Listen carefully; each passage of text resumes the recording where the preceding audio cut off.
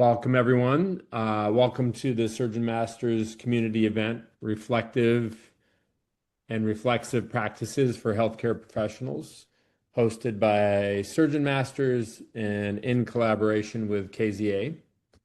I will be your moderator. I'm Jeff Smith, the founder of SurgeonMasters.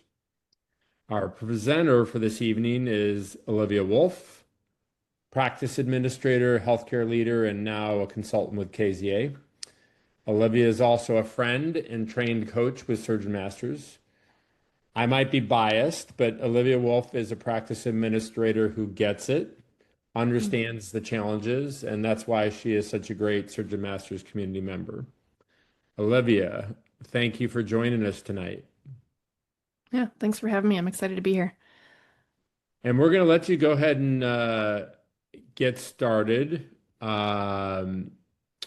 Is that fair, or do you want to say hi and greet everybody? Yeah, I think that's fair. I appreciate the introduction. Jeff, as he mentioned, is a friend, and so it's good to stay connected with him and also to partner with SurgeonMasters on a more professional level. I've been in practice administration for the last 20 plus years and am now into more of the consulting world, which I'm really, really loving, and that may come up a little bit later as part of my story sharing. But yeah, if we're good, I'll just jump right in. Please do. Okay. Reflexive and reflective practices are one of my favorite things to talk about.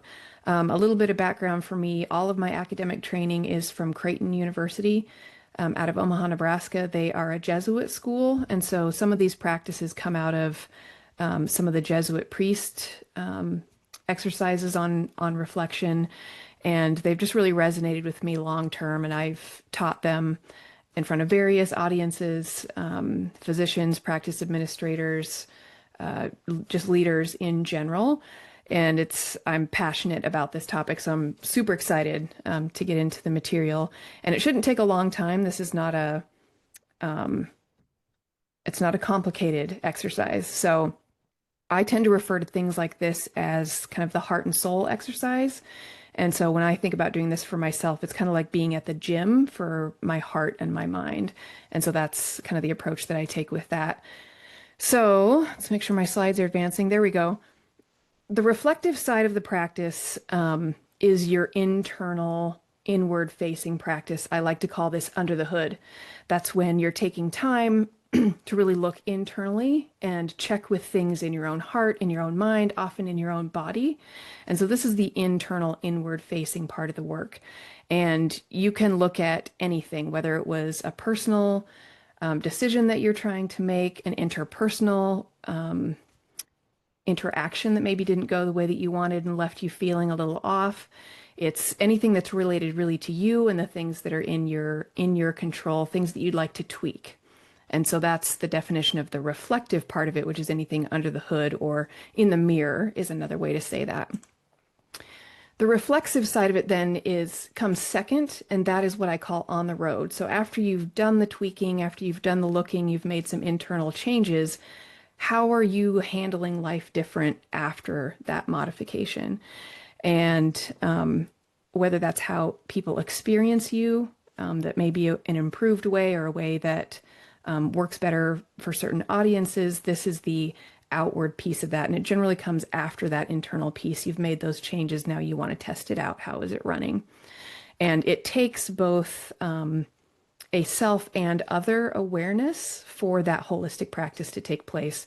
And so the reflexive side is the outward facing after those tweaks have been made. And the more that you practice this, it becomes very dynamic. And so like for me, I'm constantly going back and forth in between the two, and I depend on a lot of reactions from the outside. So that reflexive piece, how am I showing up with people? How am I showing up in my life and my decision making? And then I will take that information and turn it back inwards and do that reflection, make some tweaks, and then turn it back out. So it's a very dynamic, constantly moving practice, and really a lifestyle change is what I would call it. There are a few prerequisites for this. One of them is quiet. It takes a certain amount of quiet to sit and reflectively think through the things that are going on in your mind and in your body. And I count nature as quiet. I will say that. The lighthearted way to say it is if you're having a rough day, like go outside, touch some grass. So getting outside in nature, I would count as one of those quiet places.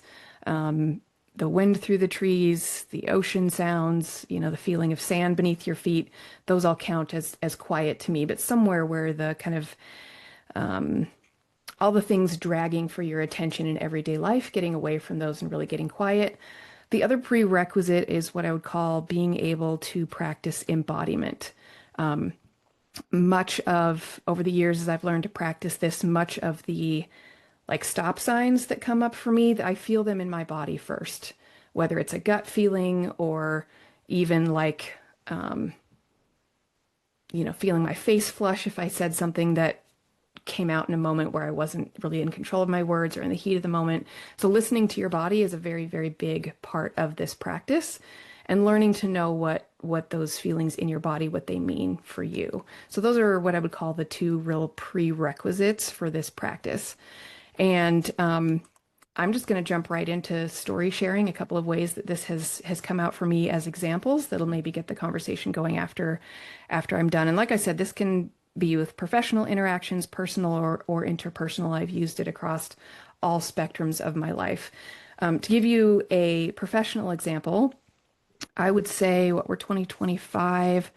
I think it was 2021. I was in an orthopedic practice and a practice administrator position opened up at an internal medicine practice where I had been 10 years prior to that.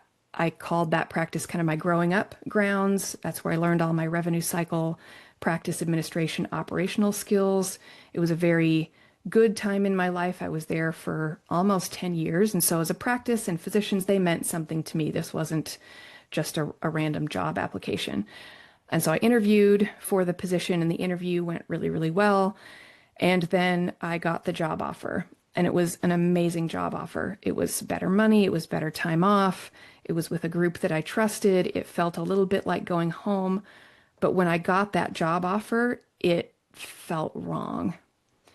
And it was curious to me that the offer that I'd hoped for and a practice that I knew and loved, actually getting the opportunity to work for them again didn't feel right. It didn't sit right. And so I paid attention to that feeling and I just got quiet. And I started going back through the interview and really asking myself, okay, why is this landing differently for me than I thought it was going to? And as I just listened to the silence, one of the interview questions kept coming back up in my mind, and that was whether or not I saw myself in Alaska for the next 5 years. I live and work in Anchorage, Alaska, and one of the physicians had asked, will you be here in 5 years? And at the time of the interview, I said, yes. My husband and I love it here. We don't have any plans to leave. I've always envisioned myself here long term. But as I replayed that question in my mind, answering it honestly, or at least I thought honestly, felt like I was being dishonest. And so that was the second feeling. As a kid, you steal a cookie, you lie about it. I think most of us know what it feels like when we know we've not been honest, right? So that was also weird for me. Like, okay, why this disconnect between an honest answer, but comes with a feeling that I've been dishonest, even though I don't think I have. And so I took Alaska out of that question and I asked, do I see myself in that practice for 5 years? Yes, that was fine with me. That seemed right. I knew them. I loved them. I've occasionally wanted to go back there.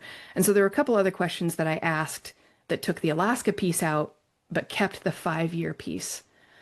And I don't remember how many questions down the list it was for myself, but when I got to the more general question of, do I see myself as a practice administrator in 5 years? Immediately the answer that came up in my heart and in my body was no.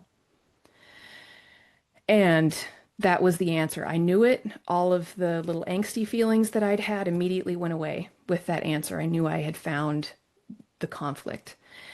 And so I did the courageous and intimidating thing and went back to them and said, I'm really sorry, but I can't accept the job.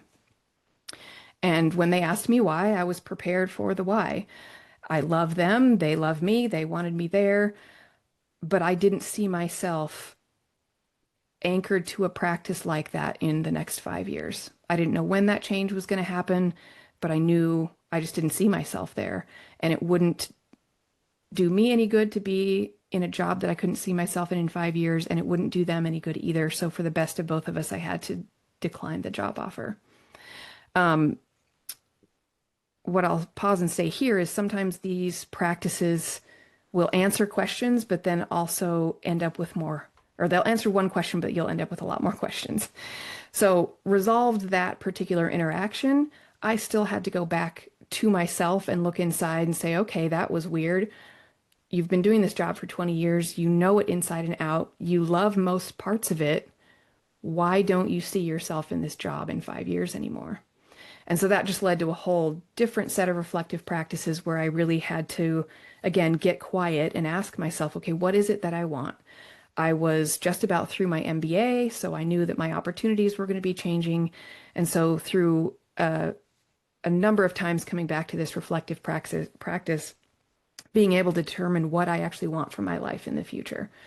And it's taken 5 years. This was 5 years ago. I'm just now coming into the fullness of everything that I discovered then that I wanted for my life in the future. And so what was the future 5 years ago during this practice is the reality for me now.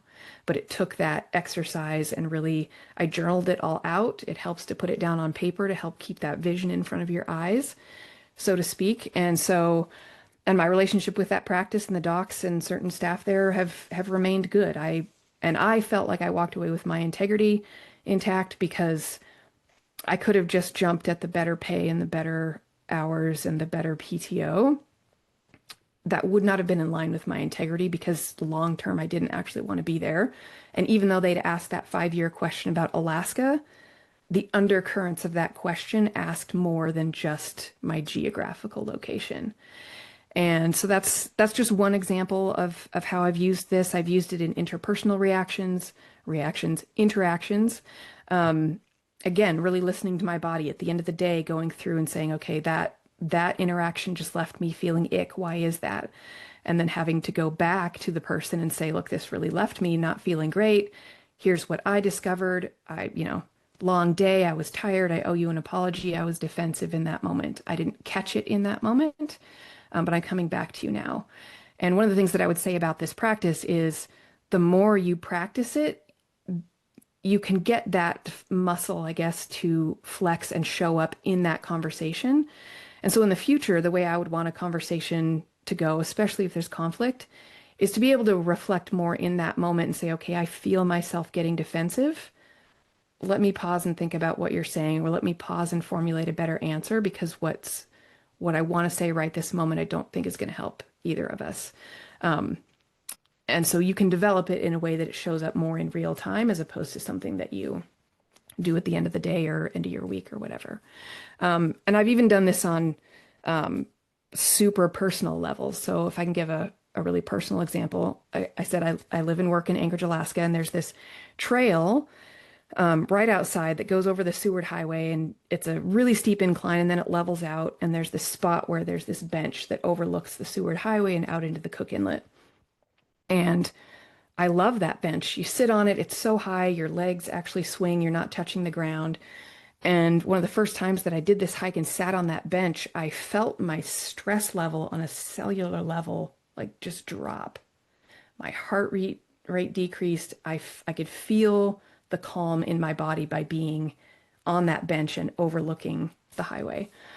And so I went home and I thought, well, that's weird. Why does sitting way up high on a bench near a cliff, which is actually dangerous, make me feel safer than not? And the more I sat with that, the more a few challenging points of my childhood came to my memory. And I didn't have the guts to run away from home during the difficult parts of my childhood, so I tended to go up. I went high into trees. I went onto the roofs of homes. I went up because where I was on the ground in those circumstances wasn't safe. I didn't want to run out. Up was where I went. And so I took that back to a coach and a therapist and was like, sitting on this bench brought up all this other stuff. Let's talk about it. And so it can also lead you into other relationships that you need outside yourself and this very intimate self practice to getting those other outside sources, whether it's coaching or a therapist, to help you work through those things as they come up. But all of those kinds of things have happened in a practice like this where I had some reaction primarily in my body first that I then reflected on and analyzed with my intellect to try to figure out those answers. So it's an excellent tool. Works great for conflict management, like I already said, as you're getting into those conversations, learning to use that practice and flex that muscle in real time. That is it for me. Do, Oh, I don't know where do me that a other favor. slide. Go, Yeah, well, don't even advance. Go backwards. If you backwards. don't mind. Yep. So, even go to not your opening slide, but your next one. So, That one. yep. So, looking under the hood is Mm-hmm. kind of that pause moment of reflection, and then forward again, Yep. and then taking that reflection out on the road. And what you did was shared that simple exercise and attached some great stories to that. For those that might not do this already, um, my sense is, wow, that's really cool.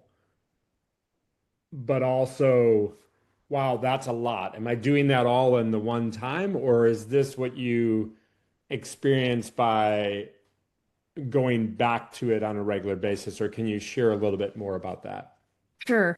It's very fluid. So, like with the professional example, the getting the answer about whether I wanted to go back to that group or not came after about a half an hour.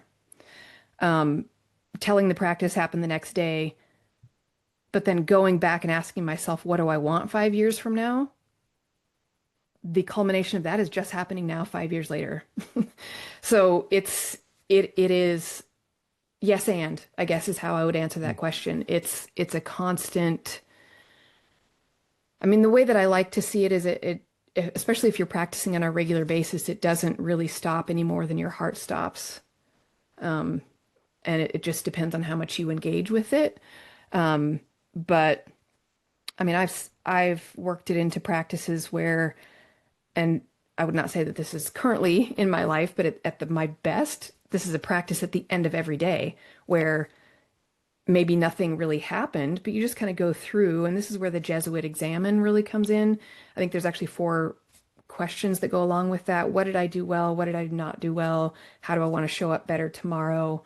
And so it doesn't have to be reactive. It can be proactive as well, because some things you feel and recognize, and then you take into the quiet. And other things, we get so busy, we're doing all of our stuff every single day. We have all these things vying for our attention and pulling on our attention. Some of those things don't come until you're quiet. And so it's just as important to take that intentional quiet time, whether you've felt anything or not.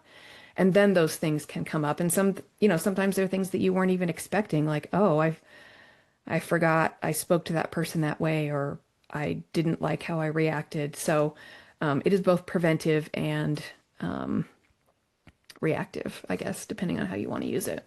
But then how you show up is that reflexive piece.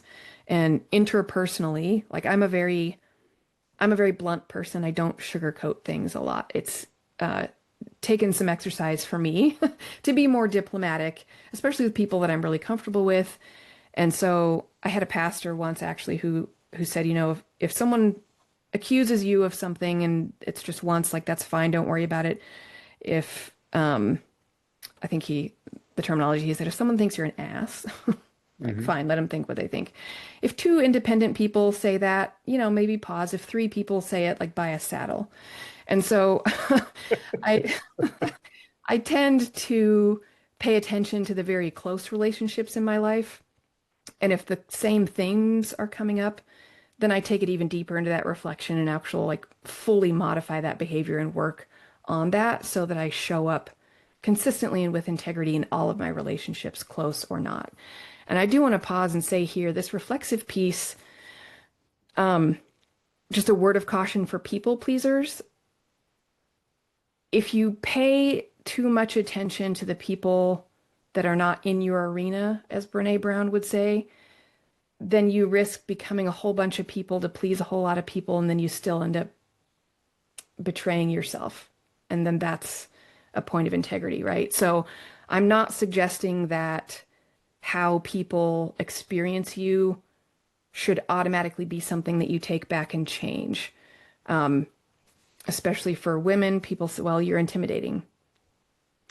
Am I intimidating or are you intimidated? Because there's actually two pieces there. And so just remember in that reflexive piece, there are two sides to that relationship, and taking more responsibility for than what is just yours, you can get into that unhealthy space of just showing up as that person wants just for them, and then they never have to grow either. So Yeah, I that think piece I would say to balance a little bit more, or just be very aware of like, okay, maybe you experienced me that way and I've reflected on it. My conscience is actually good. Like that's not my side of the street to yeah. keep clean. I mean, I So, think you're highlighting that um, integrating some new habits, you'll create certain awareness and things that you're trying to adjust for, mhm, um, that you know, it's not gonna lead to all the things that you want, but the continuous process and recognizing, hey, wait, there's other aspects about me that need to be put into consideration here, right? So mhm, it's the fact that this has been a practice that you've done for quite a while, you continually refine it to all those things that you value and find important. correct. Let me open it up a little bit to others that either want to share a comment or a question. Yeah.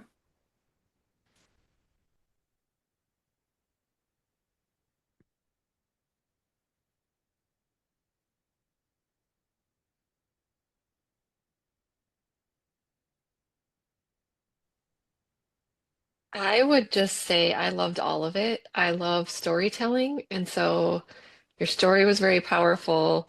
I found myself relating to lots of pieces along the way, just, similar stories or my own story and feeling that. So I thought that was a really great way to kind of explain to us how to do this practice. I think that yeah, the quiet is hard, right? So Hmm. I like that you said you don't do it every day because I personally feel like I'm failing because when I do it every day, I feel amazing and I'm thankful and I'm at my best. And when I don't, then I feel almost guilty or like I'm failing. So it's nice to Mm. know like or giving ourselves permission, like we're not always going to be able to have time to be kind of practicing this every single day. But I also like what you said. It's like being at the gym for your heart and soul. Because it's like, okay, as soon as I avoid the gym for too many days in a row, I tell myself, get back there, or you're starting to feel like crap for a reason. So same thing, right? Yeah. So I don't know. I liked all of it. I'm kind of new to this Good. space with this group, but I loved it. Thank you. Yeah, good. And I would add, like the gym, you need rest days too. Yeah, Like absolutely. some of this stuff needs to percolate, needs to marinate, and Good point. it's um too much self-reflection can get gross, and even some would even say like re-traumatizing. Like so Hmm. knowing when to rest and put a pin in something and come back to it when it Hmm. works to talk about it, because or think about it, because it's not always just because you feel it in your body in that moment doesn't mean you need to do anything about it right that moment. So Excellent. And welcome, Heather.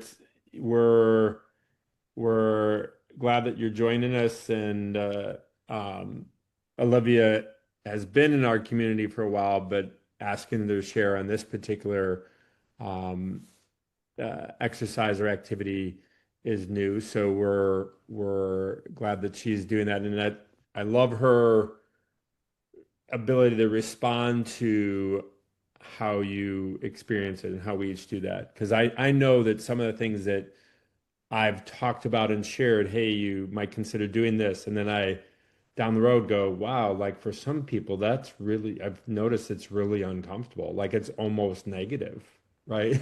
So you have to balance these. Yep. And it's an art. The more you practice it, the better you get. So don't give yourself too hard a time for your early exercises.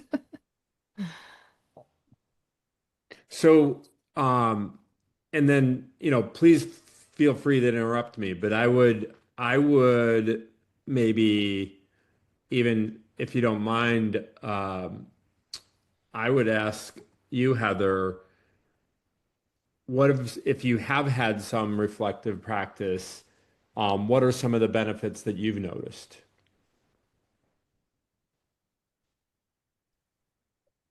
Yeah, I would say I mean, Olivia, I'm very similar in my space, in my career, in my time, and even similar paths. So Mm, honestly, it was so much of it was resonating with me. Um, I had a similar kind of fork in the road, and I was really struggling to kind of make a decision. And I'm an OBGYN, and mm, and I just said, I just can't imagine not doing that, but I'm really interested in doing all these other things.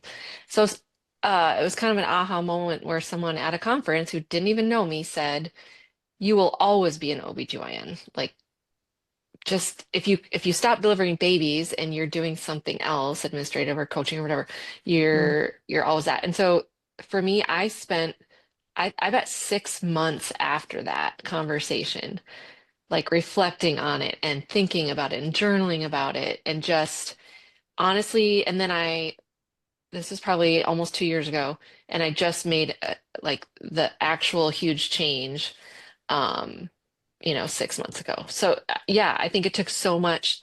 But then when I did make the change, people are like, wow, that's a big change. And I said, yes, it is. But I felt 100% in. I felt like I had thought about it, it was aligned with my values and my priorities for the next 5, 10 years, all Yeah. the things. So yeah. Um, so that's one example that I was thinking of that I've just personally experienced recently. Yeah. Heather, And I thank you. appreciate that. Thank you for sharing yeah, that. Yeah. yeah. Yeah. Can I Thanks. add something to that? Yeah. That I'll actually take back and update these slides if I ever give it in this format again or elsewhere. The other prerequisite is not just the wisdom of our bodies, right? And learning that embodied practice and paying attention is also trusting the wisdom of time. Something that I have learned over the years is my body will tell me things that somehow something bigger than myself knows my mind is not ready for the full answer yet. And so letting time bring that up in the time that actually works best for me. And I'm trying to think of an example of, I think that like there was a trip that my husband and I were going to take, and it just felt, well, similar to what you said. I couldn't imagine myself on this trip. I couldn't do it. And, it, by all other indicators, there, family was going to be there, it was an important event, like we should have been there. And it just didn't, I didn't have a why, but it didn't feel right. And so I acted before I knew why. And I said, I don't think we should go. And I don't even remember what it was that turned out, whether someone else canceled and the whole thing just got canceled. The details are fuzzy, but paying attention to that before and honoring that and either acting or not acting on it, and the reason comes later. And that it takes a certain amount of trust, it takes a certain amount of faith. But that's also part of it is honoring where that wisdom comes from and that I don't always have to understand. Because there's an addiction that we get to knowing, right? We want to know. And so learning to set that aside and just honor those things that are around us as well. And time is the wisdom of time is one of those things.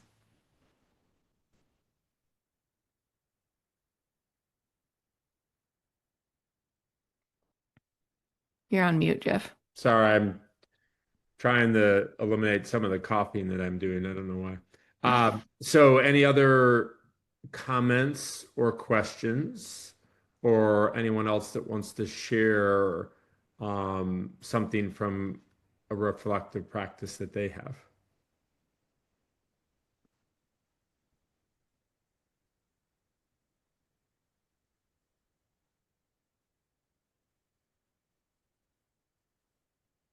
Hi, this is Kim. Sorry, I don't have my video on. Hi, Liv. Hi. Um, thankfully she reminded me I signed up for this, and my phone is charging, and I can't change the settings, so I can't turn my video on. Anyhow, um, I just appreciate the session. I think I'm fairly new at kind of reflective practices like this, and it's been a strange year with my career. I got laid off earlier this year, and so there's definitely a lot of opportunity for some quiet reflection, but I'll just be honest that it's just still super uncomfortable to sit in it and let my mind wander without kind of directing it. And so I'm still trying to figure out the best way to, sort of provides it with some direction or a focus area to think about without being too prescriptive, and Mm, also, just kind of letting the thoughts flood, but they still, I would say they're still a bit mismatched around. So just appreciate kind of hearing your personal and your professional examples, and I love the reminder too that, like, yes, it's great to do this as often as we can, but we do need to rest from it. You can't mhm. force it. You do have to just sort of trust your instincts, like you said, and Yep. maybe the why comes later, and I don't Yep. have to force that anything to make sense right now. Yeah. But That's great. yeah, thank And you. everything starts somewhere. So congratulations for taking those first steps. Something I would advise very early on, especially when I don't know if like me, you're kind of ruminator, like I'm an overthinker. It's really Hmm. easy to get Yep. stuck there. Journaling helps a lot. Something about getting it out literally gets it out. Um, and so it doesn't have to be eloquent. It can just be a word, like Yeah. like I hate my job. Like like you Yeah. know, that thing that you're stuck on, it helps to just get it out, or even a note on your phone, and kind of that helps kind of put it on the back burner. It's a very good practice, especially early on. But proud of you for starting because we all have to start somewhere. Yeah. Thank you. I love Mhm. that. I do. I am an overthinker, and I do like to write things down. So that's great Good. advice. Thank you. I'm, I think those of us that are like that, that feel at times we think too much or we're overthinker or get a little overwhelmed by that, it seems to me that, yeah, that was, so I'm a late bloomer to a lot of things like this. And I just think I recognize that even if it just calmed the mind, it still felt like overthinking, but it still felt different. Was a was an initial early experience. Um, Kim, you mind if I ask like where you've had some successes or a little bit of sense that something was feeling beneficial with it? Yeah, I have done some writing, I would say mostly in the form of like letters to my former bosses and sort of you know, live that comment of like I hate my job, not necessarily that easy, but just sort of like why? How did this happen? I'm not quite sure how we got here, and um I think I could probably spend a lot more time in that space to try to work through the feelings I have about how, how things have turned out the way they have. But um, I think just taking the time, dedicating the time, really focusing, there's a bit of avoidance with not wanting to deal with it at times, and then other times, it's just all consuming, and you think, God, if I could just focus and deal with this, I could probably stop having it fill my mind all the time. So just still working on the best way to try to figure out how to approach it, I guess. As you, th So that's great share because I think many of us could relate to a lot of what you just shared.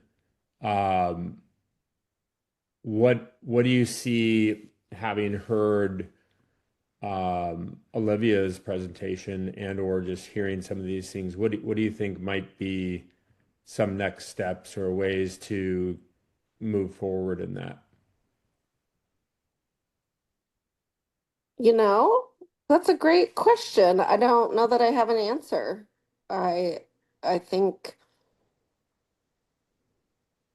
I am an overthinker, so I'll probably just take some time to absorb what Liv shared tonight and just kind of think on it to figure out what the best next step might be for me to keep working through this. But yeah, I don't know that I have a solid answer right now. Um, and not having a solid answer is obviously totally cool, right? Because if you Yeah. knew the answer, you would probably already be doing it. Just Yeah. pausing to Good think point. about what might be an answer, right? Yeah. I know that I've dabbled in a couple different ideas or ways, and some of it is reflecting on things that feel less stressful, even though they seem like they're the less important issue, but reflect on them so I go through the practice or habit of reflection and just um, use that muscle, if you will, that mental muscle. And then in other areas where I'm trying to reflect, I will reflect in sometimes the whatever you want to call it, like the deepest discomfort, right? But hopefully in a exceedingly safe space. Like it's really the time when I'm out in nature or get a pause or refresh and I'm not in the overwhelm, right? Um, and so I've dabbled in both and just to see which seem to work better for me. And I can't say that I have the answer because I think each brings a different sort of experience. I don't know what you think, Olivia. Yeah, I would agree with that. And, unlike I kept getting visions of like swimming in the deep end of the pool when we're overwhelmed, right? Physically, you can usually choose whether to get into the deep end of the pool or not, unless you're thrown there. And sometimes with those emotional and mental things, it feels like less of a choice. Like it's just overwhelming. And so I appreciate the, choosing to focus on something less overwhelming, even like you know, which route to take home when you're driving to kind of, set those other things on the back burner and that. So I feel for you, Kim. I've been where you are, and this too shall pass. Mhm. Might pass like a kidney stone, but it'll pass. Right, right. Thank you. Yeah. So, but yeah, at least forward movement is the marker of success, progress, not perfection, right? So, Yeah, um, definitely. taking those little steps, and sometimes I've even had to tell myself, like, just, I mean, I don't know how to say it without swearing, You can like, swear. F off. Like, just shut up, Olivia, right? Like, Yeah, yeah. there's some of these things you have to almost reparenting yourself. Not that I would ever suggest that a parent tell their kid to shut up, but um, just having having that, self safety to say like just chill out, Yeah. you know, and being that voice if you don't have it from the outside and giving yourself the grace to like I think for me, and this is again a really personal example, some of the experiences that I've had have led to almost an addiction to the chaos. And I think sometimes it's easy to think that the only way to feel like we're caring about something is if our nervous system is dysregulated. And so we associate dysregulation with caring, and we want to be caring people, and we want to care. And so we think that's caring, and really we're just dysregulated. And so exploring just in your own kind of mental model that maybe the overstimulation is actually not a sign of caring. It's a sign to you need to dysregulate. And that's also super, super uncomfortable. I have gone through a couple of things recently where I felt like I didn't care. what I realized is I was actually in a very stable, regulated space, and the other person wanted me to dysregulate with them Mm-hmm. because then they felt like I was caring. And that it actually fractured the relationship because I would not enter that chaotic, dysregulated space with them. But when we're in that overwhelm for a really long time, when that starts to feel normal, feeling okay feels not okay. And so it can be a very difficult thing, but again, proud of you for taking the early steps, and you'll get there. Thank you. Hmm. Other questions or comments?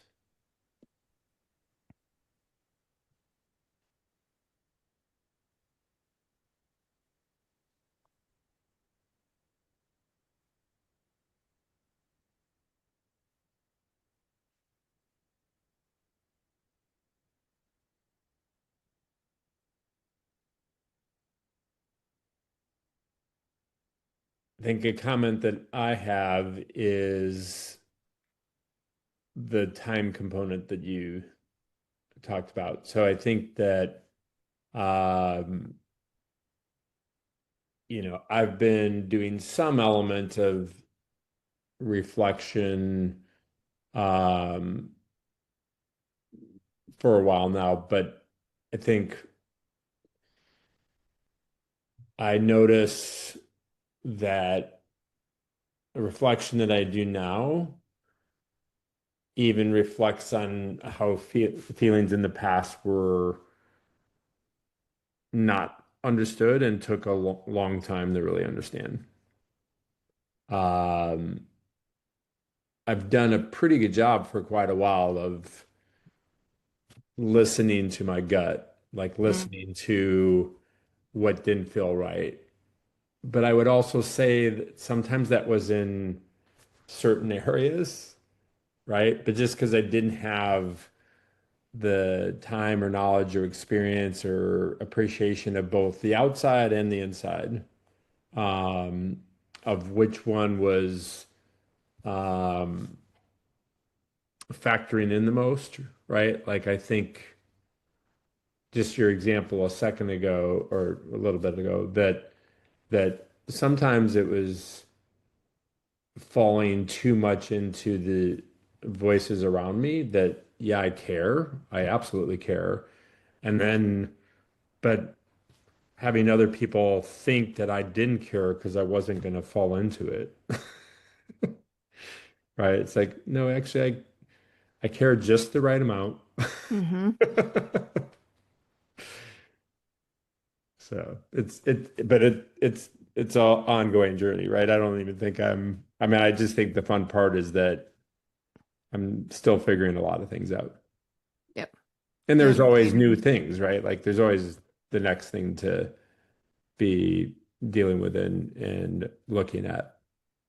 Yep. And often for me, like there's linear parts of the journey, but then because life is circular, I tend to like come back to the same things just at a deeper level. And so giving yourself space and credit for, okay, I dealt with the first grade level of this issue. Now I'm just in the second grade, like math, right? Like you have to learn 1 + 1 before you learn 2 × 2. So not getting disheartened or what's the word I'm looking for? Demoralized when you come to the same thing again. It doesn't mean you didn't learn your lesson the time before. It's a grade up, and it's usually these things that you constantly come back to, and as long as you're making upward progression, you know, you're still in a very different place than before. The similar lessons don't mean you didn't learn. Yeah. So my analogy and early experiences to some element of reflection was in yoga. And so Hmm. I started doing yoga. Um, and I really was not doing yoga only because I needed exercise and I had too much neck and back pain to be doing most anything else. And I noticed the point in time where I could actually think about things in not an overwhelm mode was towards the last few minutes of yoga. And it became a larger and a larger amount of my space to be reflective. And sometimes I didn't even like, there wasn't even much effort. It was really just creating the quiet uh, that then allowed me to notice that it was a really calming place to be able to think about things. And then as I finally sort of started figuring that out, I was like, oh, this is really cool. And oh, wow, I'm getting really good at this. And then I had a time where I went to yoga uh, and felt almost like I was starting all over again. And it was like, have I made any progress? If I can fall that quickly into not being able to calm my, get into that space, and it took so much effort that day. I was like, this is ridiculous. And it's like, okay, chill out, dude. It's a one-off moment. And just keep trying or just keep showing up. I guess maybe was probably a Mm. better wording for what I was doing. And yeah, it was like, okay. But it was interesting how I had that experience and felt demoralized, right? Yeah. Can I hear back what I think you're saying and then offer Yeah. a little reflection on it? Um, if I'm understanding what you're saying, the first, I don't know, 50 minutes maybe of the yoga practice was not good enough. And so the quiet part, the part where you feel like you had it, was too far at the end. Is that what I'm hearing? Well, so it wasn't even like I was noticing the progress of how honestly in the first month it might have been in the last minute or two. But within 3 to 6 months, like I was noticing 10 to 15 minutes at the end that was 5 to 15. Like it kept growing of like, wow, this is like really good headspace, even kind of head and heart space. And honestly, by, a year or two, I was noticing it being a lot longer than 5, 10, 15 minutes.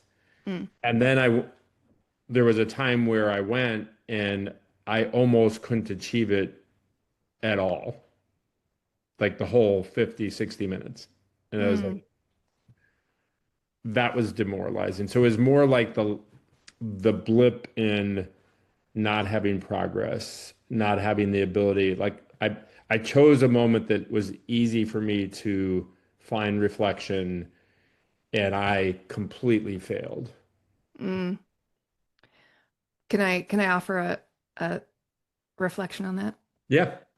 Um, one of my favorite philosophers is Alan Watts, and I was listening to a session that he gave, and he was talking about both dancing and music, and that the point of the music is the playing, not the last note, and the point of the dance is the dance, not the last place you end up on the dance floor. And so, what I would offer to you is those 50 minutes that were demoralizing to you were actually the dance, and they were just as much part of it as that aha moment at the end. And we all want, especially in a fast-paced society, like we want that aha moment as soon as we can get it, right? But the whole the whole of it is the point, not just that arrival point. And so giving yourself some just mental model shift maybe about the end not being the point, but the whole thing being the point, and the And, whole and, thing and being the dance. yeah, and I would say that the dance is the year or the 5 years, Mm, right?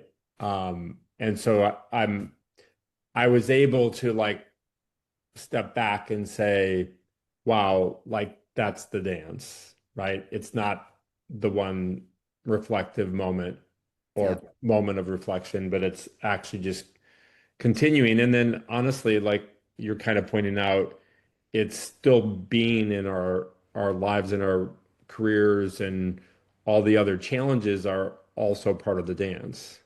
Hmm.